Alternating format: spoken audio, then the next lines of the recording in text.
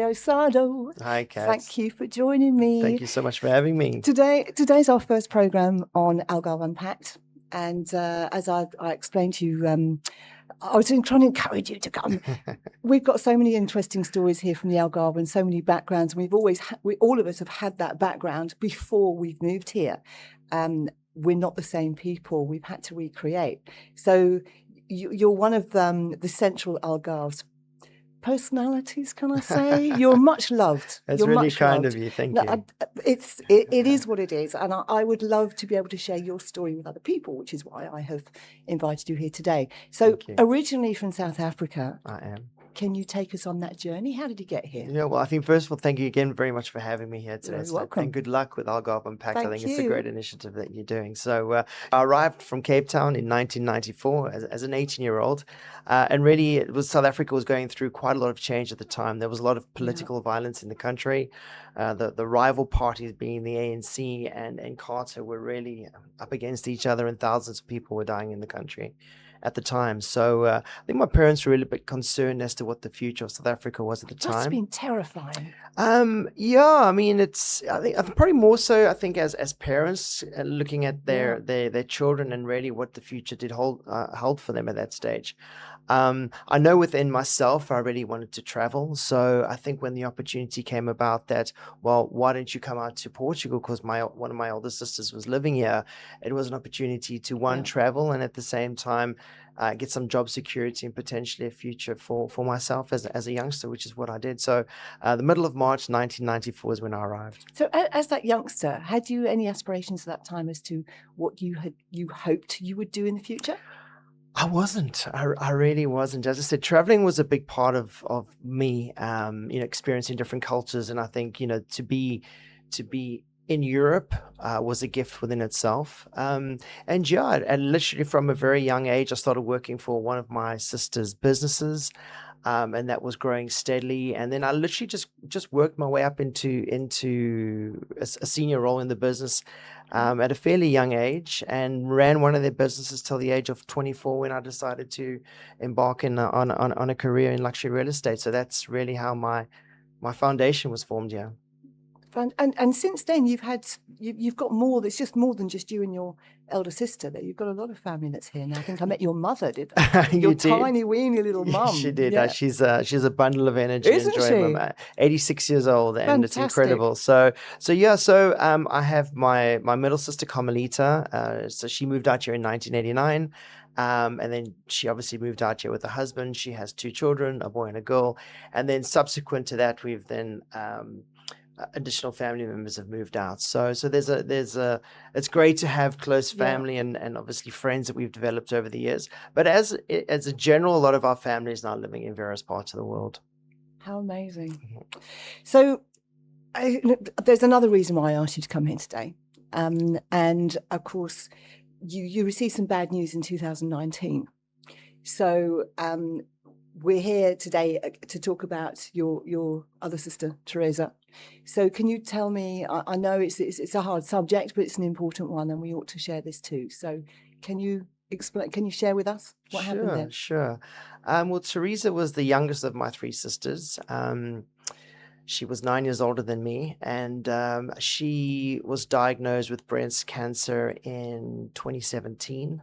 She was 51 years old at the time. And it was just one of those life-changing things where, she was challenged with that news. She was a single mother at the time as well, 12-year-old boy, when unfortunately she would pass away. But she was contracted with breast cancer. And she was just a phenomenal human being, and really took on the responsibility of, once she was diagnosed, to make a difference in the lives of women fighting breast cancer in South Africa. She became very much a voice in the general Cape Province in terms of going out there and speaking to ladies across the region around the challenges faced with breast cancer. She would unfortunately then pass away in November of 2019.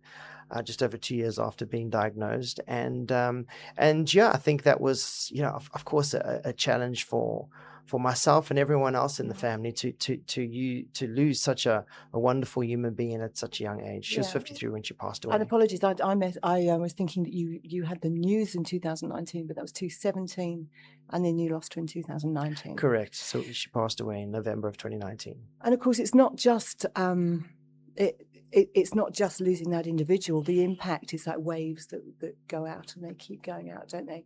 So for her to create so much positivity about something that's so negative, it's taken it on there's a new vibe altogether. So rather than just having these thoughts that are so sad, there's such a positive air. But as soon as we heard about For Teresa, there was a number of us who stayed to it. Hang on, that's Mario's sister, and we wanted to come on board. We wanted to help. I think because you yourself, I understand that you and Teresa were going to go on a swim. That's correct. That's a little bit of an understatement, isn't it?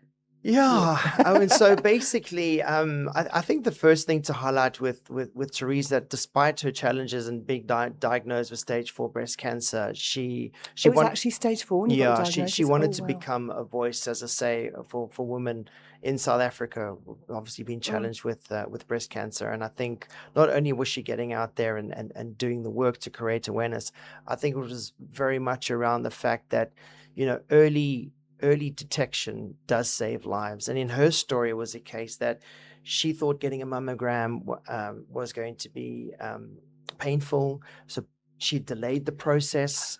So this is something where she ultimately used her story to tell a bigger story. And that was that don't delay it, go get tested. So had she felt a lump? Was she well, hurting a little bit? in this particular case, she had a pain in her chest when she was in her late 40s. She would then go to the doctor.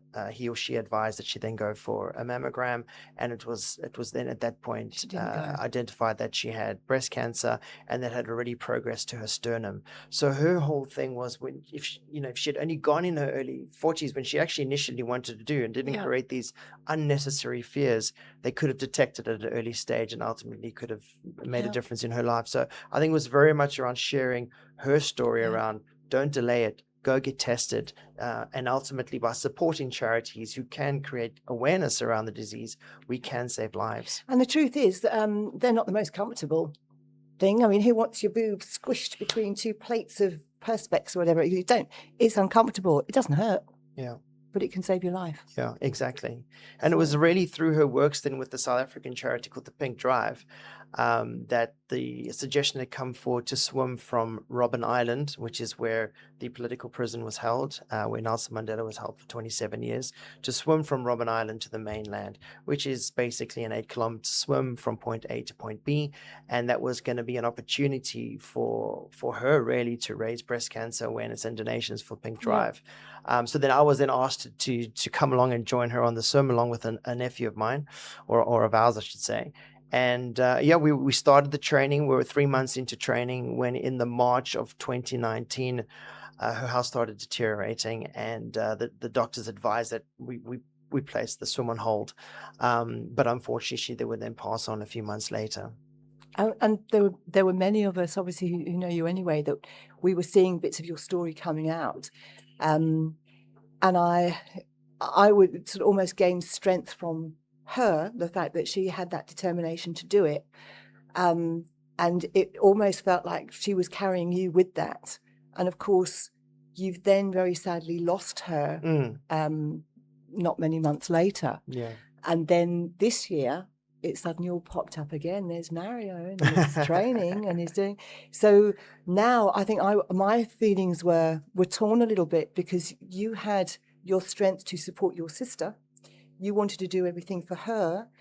She was obviously there for you because obviously the impact it was having for the family. Now you're on your own, and it was a very, very different dynamic. And there was this feeling from people around you that we wanted to be that extra support, but you're out there doing it by yourself. It was amazing. Oh, thank you, Katz. I mean, you say I was out there by myself, but I really wasn't. That's the beauty of community, and the community and the beauty of love. I think when I initially embarked on the journey, it was, you know, the training was obviously intense, and probably initially you think you're by yourself, but then as this message grows, you the love and support that I had from Yeah. people from around the world was absolutely incredible. And albeit that it was an opportunity to celebrate my sister's life and to cross the bay to the mainland with the objective of raising breast cancer and donations for these two phenomenal charities, it was the love that I felt from around the world. I mean, we literally had circa 180 donations that came in from around the world. We had raised almost 25,000 euros for this great cause. Fantastic. And then ultimately, when I processed the whole experience, it was never really about the swim. You know, it was the opportunity to keep my sister's spirit alive. It was the opportunity for me to grow as a human being. And I think ultimately to be handed this torch to create breast cancer awareness and donations for breast cancer charities. So I feel that this journey that she embarked on has now been passed on to me, and that it's my duty now to make a difference in the world, which is what I'm trying to do. And as sad as it is when we lose someone, I'm a believer that we all have our paths to follow, and that when obstacles come your way, you have the strength to deal with it. It's, you know, how you approach it and how long you delay it is another thing, but you have the strength, and you're almost already spiritually contracted in order to do that. Yeah. So Teresa's almost sacrificed herself in order for this greater good, and to help you and the rest of the other members of your family to become the people that they're becoming. Absolutely. It's what a wonderful legacy. No, it is beautiful, and I truly believe that as human beings, we grow the most during those challenging times in our lives, you know. And I think one of the things that I got out of personally was, you know, when you lose loved ones, you do become or get in touch with your mortality. And I think that was, for me, was a massive learning curve in my life, that, well, you know what, Mario, when she passed away, she was 53. I was 44 at the time. And I was just like, gosh, it's just around the corner, really. Like, imagine I knew I only had X amount of years left to live. So I think that it also gave me an opportunity to look within and make certain changes within myself, and get to a place where I believed I was the best version of myself, which requires daily work. You know, it's a journey, but as I say, through those really difficult moments, I believe we can grow and become better people through them. And how important is your faith to you? Faith? Oh, huge. Yeah, I mean, I believe there is a higher power that guides me. I also believe it's about action, daily action. I'm very much a person of service, so I live by the words that I'm alive to the degree that I serve.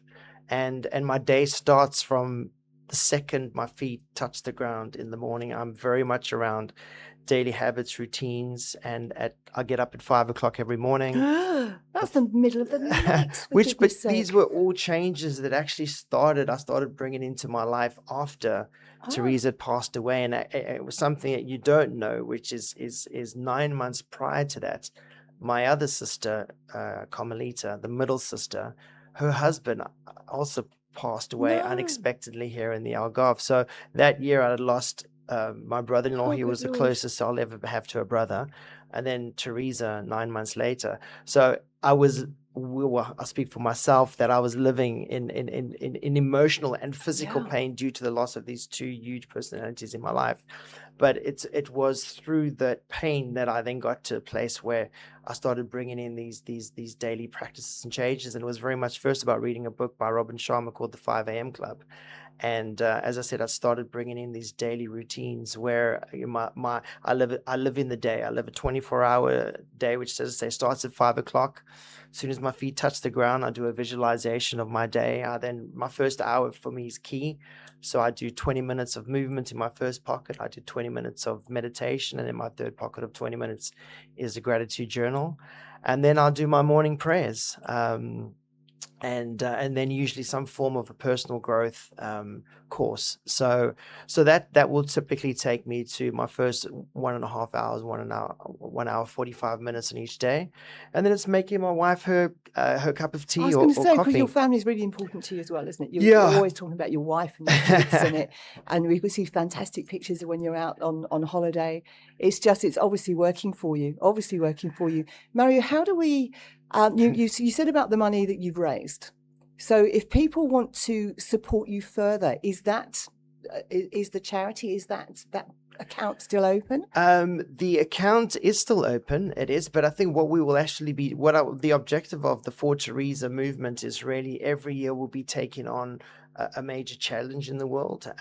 Next year we're planning on swimming from Tarifa to Morocco, which is a 14, Wow. subject to tidal movements, is anything from 14 to 16 kilometers. Okay. So we've currently registered for that swim, and we're waiting approval on a window, and then it'll be all hands on deck as we get into the water Okay. to train over the winter. So once we do go live on the next movement, we will, let's say, make an announcement around it so we Okay, can and get please the let support. us know, because obviously Absolutely. I'll put it up on my social medias, and we'll do the same here at Thank Connect you so TV. much. Appreciate the support, Incredibly Kat. important. Mario, thank you so much for coming in and joining me. It's obviously been a very emotional journey, but it's such a positive message that you're giving at the same time. Thank you. So I'm blessed to have had you here. Thank you so much. Thanks very much, Kat. Thank you for having me, and all the best of luck to you as well. Thank you.